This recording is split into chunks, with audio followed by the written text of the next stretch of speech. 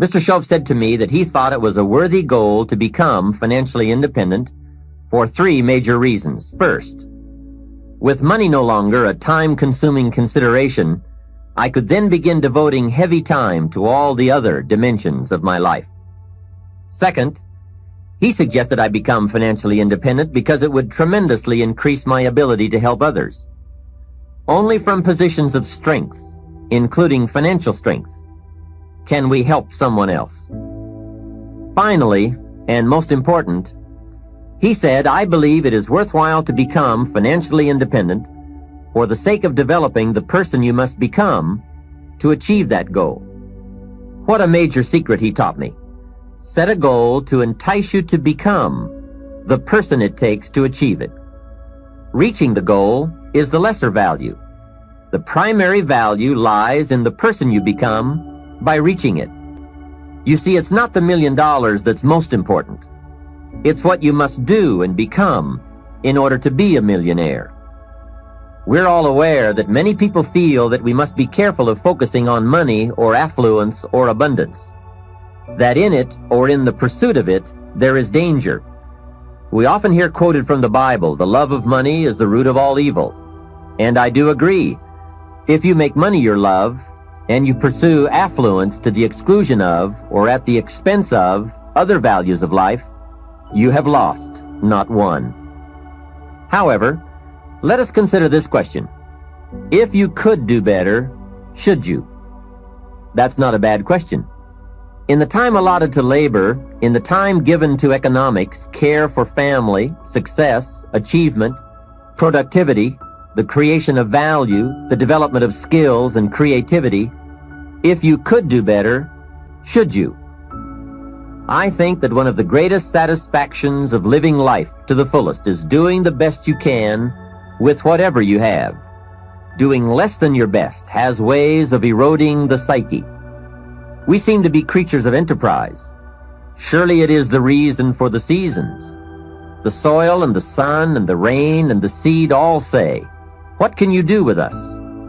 The seasons say, do you have the genius to make something unique of us? Life says, here's the raw material. What splendid things can you produce from all there is?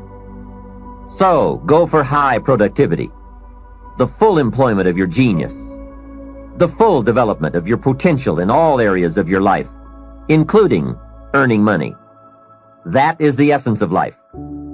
Truly sophisticated people know it isn't the amount that counts. It's doing all that you can with all you've got that counts. With that background, let me recommend a book for you to read. The title is The Richest Man in Babylon by George Clason. Perhaps you've already read it. I would suggest that you read it again. It's just a small book. You can read it in one evening. I call it the appetizer for the full discourse on the subject of financial independence. Now, let me give you the major theme of the book.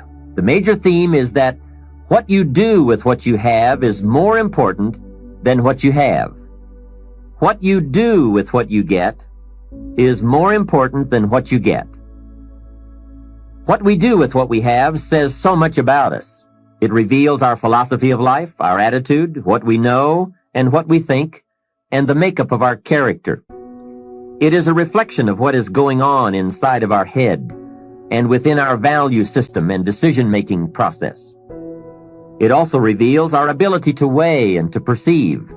The outer is always a reflection of the inner. It is an indication, a reading, a revealing. It speaks, it tells, it shows. Remember that key phrase I gave you earlier? Everything is symptomatic of something, and it is symptomatic of something right or something wrong. It is a wise policy not to ignore the symptoms, for they can be early signs of a poor choice of philosophy, or a sign that something important is being misread, misunderstood, miscalculated. So of all places, take a look here. What you are doing with your money says something about you. Now, what you're doing may be okay. All I'm suggesting is that you take a look. Let me give you some of the details of a good financial plan as suggested by Clason's book. First, a very broad but important statement. Learn to live on 70% of your net income. Net meaning the money you have left after paying your taxes.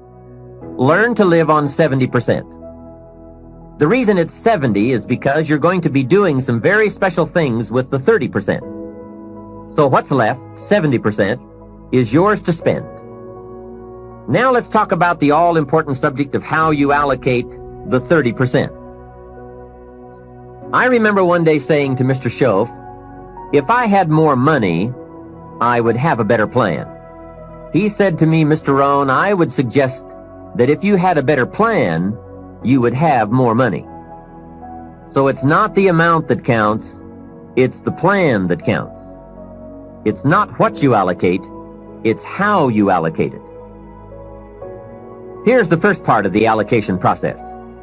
Of the 30% you're not spending, 10% should go to charity, giving back part of what you have taken out to help those who cannot help themselves. I think that's a good percentage. Now, you can pick your own percentage. It's your life, and it's your plan. But giving your money to a church or to an institution is a good idea. More often than not, they can find the people who are in need. But whether you administer it yourself or give it to an institution to distribute, 10% should be given to charity. And by the way, the best time to teach this allocation process is when a child gets his first dollar. Take him on a visual tour. There's nothing better than visual to illustrate what you're trying to teach. Take him to where some very unfortunate people live who cannot take care of themselves. Kids have big hearts. If they see the problem, they won't have any trouble giving a dime out of every dollar. And one more thing. The time to start this is when the amounts are small. It's pretty easy to flip a dime out of a dollar, and it's a little more difficult to give away 100,000 out of a million. You say, oh, if I had 1,000,000, I'd give 100,000. I'm not so sure. That's a lot of money. Best we start you early, so you will have the habit before the big money comes your way. Now, here is what to do with the next 10%. Set aside 10% for capital you manage. That is, capital you find ways to utilize. Do some buying and selling yourself. Buy something, fix it, and sell it. Engage in commerce, even if it's only a part-time venture. Your home is a major capital project. In my opinion, we should all engage in capitalism in this country. And again, remember this thought. The best time to teach capitalism is when a child is old enough to be stimulated by ideas for goods and services. Kids learn the concept of performing services in exchange for capital early, right? They mow the lawn, help in the house, earn an allowance. But take it a step beyond that, as soon as possible. They will pick it up fast. Kids ought to have 2 bicycles, one to ride and one to rent. It doesn't take much to be in business. It doesn't take $1 million. And the same business principles apply whether it is a bicycle business or General Motors. Show kids how to buy a bottle of soap for $2 and sell it for $3. Right in the neighborhood. It's called capitalism in action. Profits, products, and services brought to the marketplace. It is most exciting once you understand the mechanics and the dynamics. It's the stuff of which fortunes are made. And teach kids the advantage of being kids. Some people will buy from you just because you're little. So you must get on with it. You won't be little forever. So Johnny goes a few doors down from your home in the neighborhood and knocks on a door. Mrs. Jones answers, and Johnny says, Mrs. Jones, I have this bottle of soap. It is the best there is. My mother uses it, and lots of people I know wouldn't use anything else. You should really have some. It only costs $3, and I'm your neighbor, so I can take care of you. And besides, I'm little. There, isn't that simple? Commerce in action. Capitalism at its foundation. You see, the only danger in capitalism is if capital gets in the hands of too few people. As long as it is in the hands of the many, it is a dynamic force for profitable and exciting enterprise. Back to our story. Mrs. Jones says, "Johnny, I appreciate your coming by, and I think your product is unique, but really, to be honest with you, I have plenty of soap." Johnny says, "Let me come in and check." Hey, kids know how to overcome objections. They have been mastering that skill all their lives. Johnny knows how to get in the door. Mrs. Jones says, "You've got me. I'll be a customer." Now, when he comes home, you must get ready to teach all the other principles of enterprise and successful living. The two should go together. First, Johnny says, "I've got $3 to spend," and you point out the obvious. If you spend all $3, you will be out of business. He says, "I can see that." Then you explain, you must set aside $2 to invest in another bottle of soap. You can't spend your capital. Capital must be carefully preserved. What would you think of a farmer who ate his seed corn? Dumb farmer, right? So capital must be defended. It is your only chance for another harvest. Now here's another thought for your notes. Make sure you turn part of your income into capital. I would suggest 10%. And use that 10% yourself to give your own skill a chance to do something remarkable in the marketplace. No telling what genius lies, unused, waiting for the spark of opportunity. It is part of the path of fortune. Use this thought. Why not work full-time on your job and part-time on your fortune? You can, you know.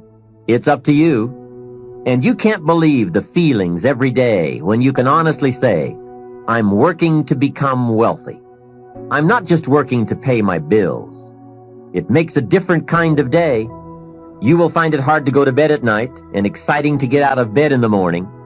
Remember, it's the same day, the same opportunity, the same you, but it is a greatly different life working to become wealthy or working to get by. Now here is the next principle to teach. Johnny says, "Okay, I'll set aside $2 so I can stay in business and continue to make $1 profit. But I get to spend the $1, right?" Now comes a most important opportunity. You must explain that if he spends that whole dollar, he will wind up broke and unhappy. And then take him on another visual tour to some part of town where he can get a good look at people who spend all they make and are broke and unhappy, and say, "Do you want to live like this?" He will say, "No." Then you say, "All right then, you can't spend the whole dollar." He says, "Well then, tell me what to do with it." And with that open door comes the obvious opportunity to teach all the principles of wealth and happiness and lifestyle. One of the major factors that affects your life, all your life, is what you do with your money. So here's what you do. First, pay your taxes, right? Next comes the 10 cents for charity, which we have already covered.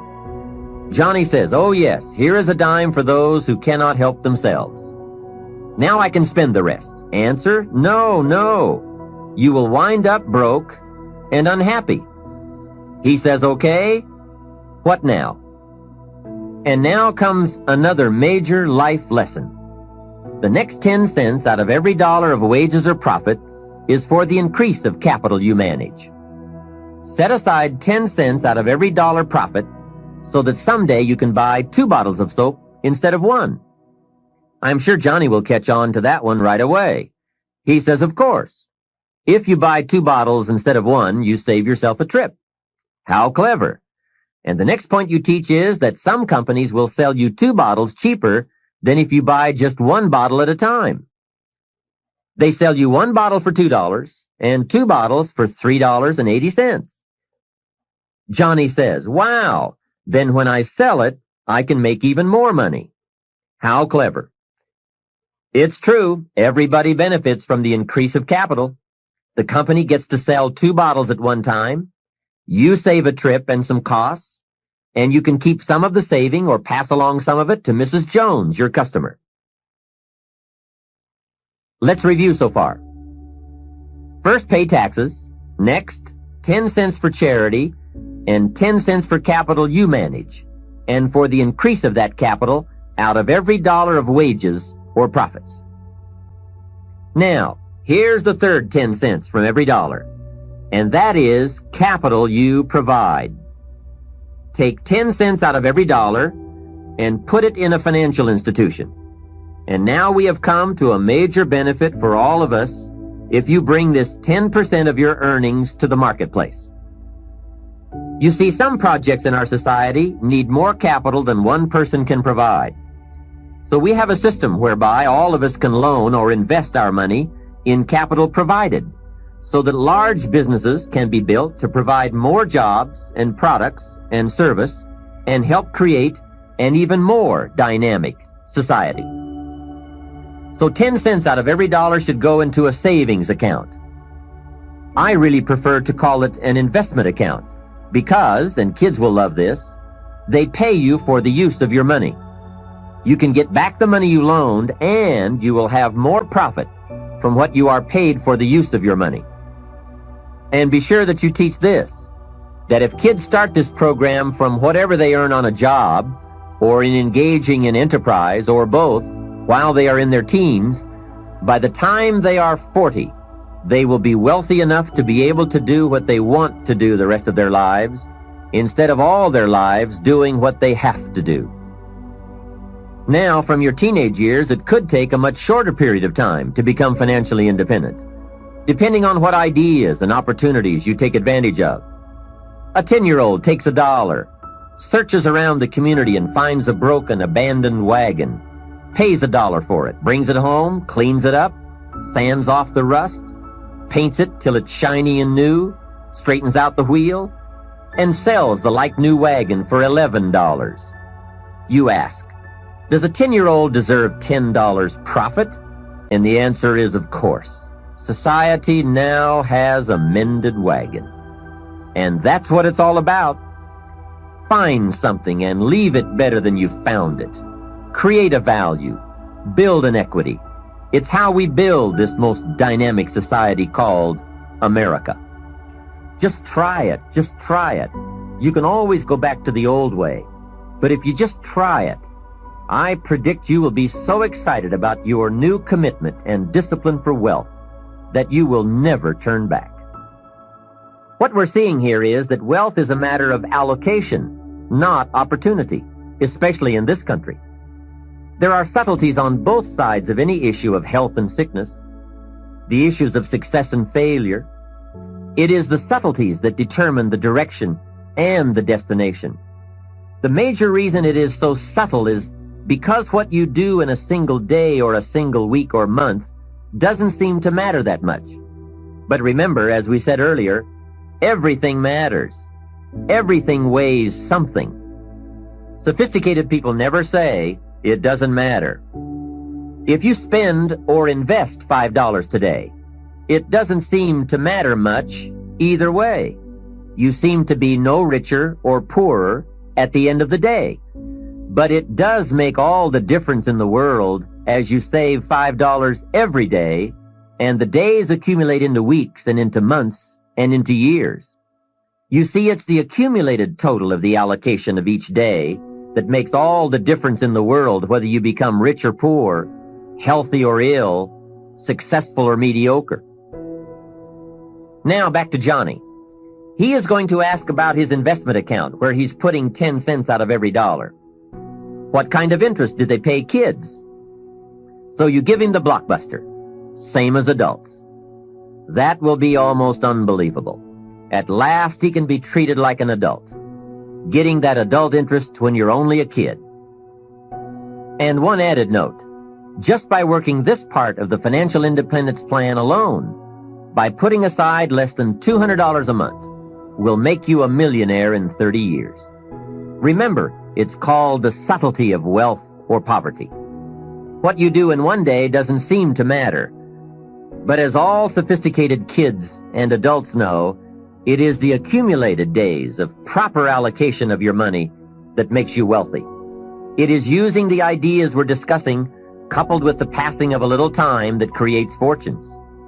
Now, the passing of time is automatic, but using the ideas is a matter of your own discipline. Whether you want to or not, or whether you care or not, bottom line, It's all up to you. Let me give you the definition of rich and poor. It is brief, but I'm sure you will get the message. Here it is. Poor people spend their money and save what's left. And you guessed it already. Rich people save their money and spend what's left. Remember, it's the same money, just a different philosophy. If 20 years ago, two people each earned $1,000 a month, and they each had an average increase in income over the last 20 years, one had the philosophy, spend your money, save what's left, and the other had the philosophy, save your money and spend what's left. Today, 20 years later, we call one poor and the other rich. The difference was in philosophy. But I can't stress too much the subtlety of it all. At the end of a day or a week or a month, it doesn't seem to matter. A rich plan or a poor plan to an unsophisticated person. But to make wise decisions, we must all weigh a larger measure of the result. We don't just weigh a week. We weigh 5 years of weeks, 10 years of weeks, and let the weight of that measure determine the change in our weekly activity and commitment. Wise decisions for wealth and lifestyle come from the wise measure of results.